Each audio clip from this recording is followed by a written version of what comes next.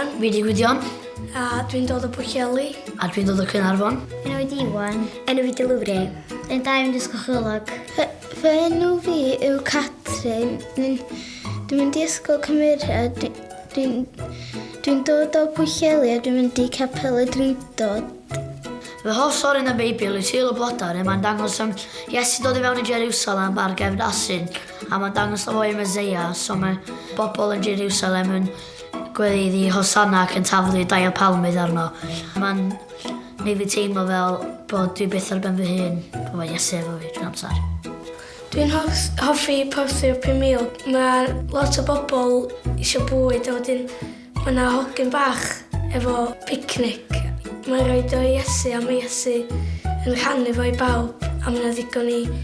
Mae 2 bysgodyn a 5 darn o fara yn ddigon i 5,000 o bobl. Mae'n danos bod Iesu yn gallu gwneud pethau ofnadwy o dda. Dwi'n hoffi Sul y Pasg oherwydd da ni'n cael fisal o sowi a siocled a mae'n nhw'n neis ar amser y flwyddyn. Yr hoff stori un y Beibl yw yr arch Noa. Mae hyn oherwydd bod dwi'n licio syml fan efeiliad a nath yr dydd wachu mor llyfogydd mawr ar y storm. A fy'n hoff fan efeiliad yw dafad, buwch a cwn.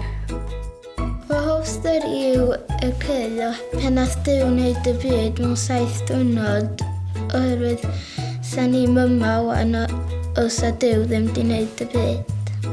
Dwi'n hoffi mynd i ysgol Sul oherwydd mae'n hwyl a da chi'n cael clywed storïon am Duw a da chi'n cael amser da efo'ch ffrindiau a efo'ch teulu weithiau a da chi'n cael moli i Duw.